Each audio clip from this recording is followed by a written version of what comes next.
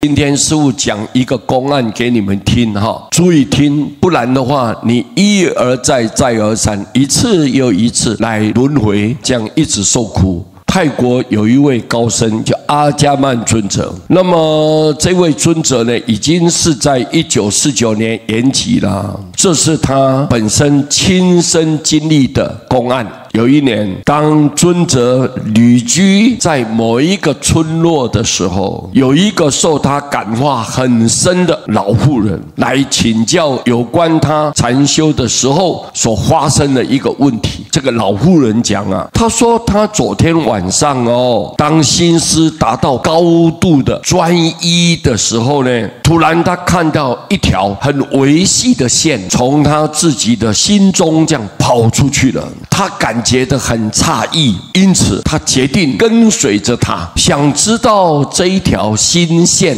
究竟他往何处去了。结果他发现这一条心线呢，竟然跑到他子女的子宫里面去了。等老妇人从那个禅定中出来，他感到极度的不安，因为他知道他的子女当时已经怀孕了1个多月了，因此他前来请教阿伽曼尊者，准备听取他的忠告。阿伽曼尊者闭起眼睛，他沉思了一会儿，然后张开眼睛，就告诉他：老妇人等下一次你静坐的时候，如果再看到那一条心线跑出去，你必须要以很极为坚定、不可动摇的决心把它剪断。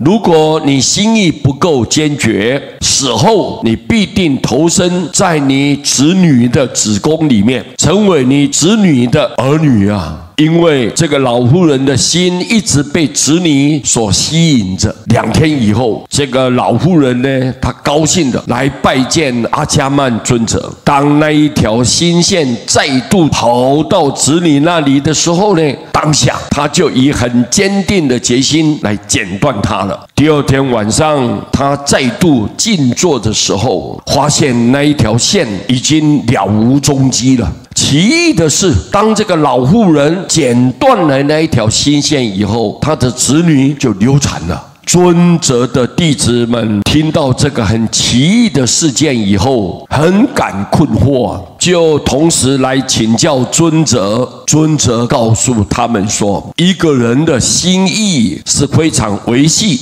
而难以察觉的，如果没有开发这种禅定的基础，是很难去防护它的。这个老妇人呢，因为非常非常的钟爱她的子女，以至于呢，这个潜意识的心意溜出去了。即使她仍然还活着但已经为她的来生准备了地方了。如果她没有察觉，或者是无法下定决心，剪断了这个牵挂还有被绑住的这个心，那么他将注定投身在他子女的子宫内，成为他子女的儿女啊！由这个公案，我们发现到，一个人虽然还没有死，但是因为心的力量，不管是意识表面的或者潜意识的，都已经跟来生的去处有了连结了，有了联系，而对自己的来生产生了一种形塑的作用，把它塑造那种形状的一种作用，叫形塑。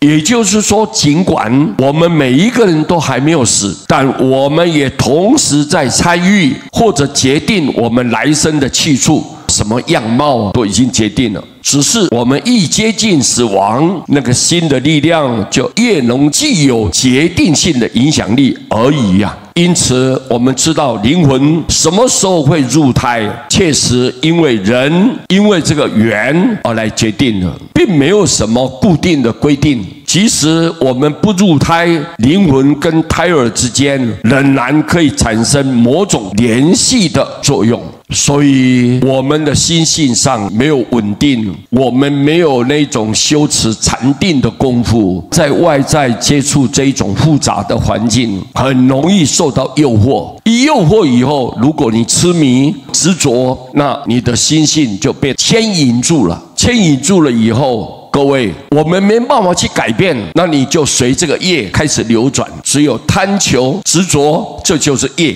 那流转的时候，你看我们没有保障，一定在堕落，一定受苦，一定继续沉沦。所以为什么我们修净土法门的人要赶紧的念佛？因为我们知道任何东西没有比念佛来的重要。因为念佛是阿弥陀佛要救度你，你好人坏人他平等，没有分别的救度你。那么你要去的心一定要非常的坚决，没有任何疑惑、犹豫不定的，没有。我就是下定决心，在我要离开的那一刹那，我的心就是到西方，西方，西方。因为你已经把这个基础奠定好了，扎根扎得很牢固了，那我们跟阿弥陀佛的心就息息相关，紧紧的绑在一起。那么这条线我们还没有走哦，但是你的心已经向往西方，我们没有其他任何选择。这个时候你必定的、很肯定的，绝对按照你的愿望到西方。所以这个心呢，心的念头是多么的重要。平常我们活在世间，还一口气在，随时随地、分分秒秒、念念不忘。我们做什么？我到西方去，我要到西方去。如果你有这种决定心，你看善导大师这么清楚告诉我们：莫论弥陀摄不摄，就是不要去讨论阿弥陀佛到底救还是不救你了。意在专心回不回，重点在你要不要去，你要不要到西方去，你回不回去吧。但要回心决定相，